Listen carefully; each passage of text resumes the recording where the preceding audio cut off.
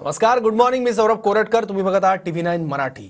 Senate निवडणुकीतील मतपत्रिकांच्या छाननीला सुरुवात झाली आहे. 7200 मतपत्रिकांच्या एकूण 12 पेट्या खुल्या करण्यात आल्या आहेत. अभाविप आणि ठाकरे गटाच्या युवा सेनेमध्ये थेट लढत होते. पहिल्यांदाच सिनेट निवडणुकीच्या मतमोजणीवर सीसीटीव्हीद्वारे लक्ष ठेवलं जात आहे. सिनेट निवडणुकीच्या मतमोजणीसाठी मोठा बंदोबस्त आहे. युवा सेना गट राखणार की अभाविपला संधी मिळणार याकडे सगळ्यांचं लक्ष.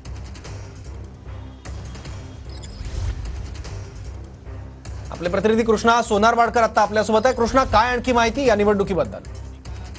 आणि त्या अनुषंगाने आपण पाहतो की मुंबई विद्यापीठामध्ये तशी तयारी ही करण्यात आलेली आहे. मोठा पोलीस बंदोबस्त सुद्धा बाहेर आपल्याला पाहायला मिळतो आहे आणि सीसीटीव्हीच्या निगराणीखाली ही सगळी जी काही मतमोजणी आहे ती पार पडणार आहे. एकूण 7200 मतपत्रिका आहेत आणि त्यामधल्या वैध आणि अवैध कोणत्या याची छाननी सध्या सुरू आहे. थोड्याच वेळामध्ये ती छाननी पूर्ण झाल्यानंतर या कोटा जो आहे तो निकालाचा ठरवला जाईल आणि त्यानंतर प्रत्यक्षात मतमोजणीला सुरुवात होईल. सध्या आपण पाहतो की पहिल्यांदा सिनेटची निवडणूक ही सीसीटीव्हीच्या निगराणीखाली त्याची मतमोजणी जी आहे ती पार पडते आहे आणि एकूण 10 जागांची उत्सुकता आहे. युवा सेनेचे उमेदवार थेट रिंगणामध्ये आहेत, शिवाय अभाविपचे सुद्धा उमेदवार थेट रिंगणामध्ये आहेत. त्यामुळे सिनेटची बाजी नेमकी कोण मारणार याकडे सगळ्या महाराष्ट्राचं लक्ष आहे. कारण या निवडणुकीसाठी अनेक अडथळे जे आहेत ते निर्माण झालेले होते. 2 वेळा स्थगित करण्यात आलेले होते. मात्र हायकोर्टाच्या या सगळ्या निकालानंतर आणि सुप्रीम कोर्टामधले हिरवा कंदिलानंतर ही सिनेटची निवडणूक जी आहे ती पार पडते आहे. आज मतमोजणी होते आहे. थोड्याच वेळामध्ये सगळ्या मतपत्रिकांची छाननी पूर्ण झाल्यानंतर 7200 जी मतपत्रिका आहेत त्यामधल्या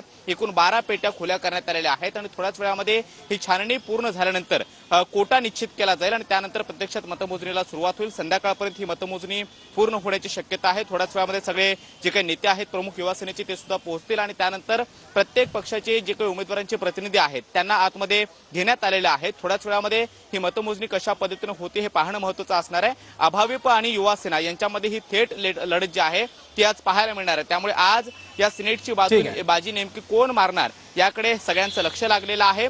सध्या सीसीटीव्हीच्या निगराणीखाली ही सगळी मतमोजणीची प्रक्रिया जी आहे ती पार पडलेत असल्याचं पाहायला मिळतं आणि थोड्याच वेळामध्ये कोटा निश्चित झाल्यानंतर प्रत्यक्षात मतमोजणी जी आहे ती पाहायला मिळणार आहे. बरोबर कृष्णा, धन्यवाद या अपडेट्स बद्दल.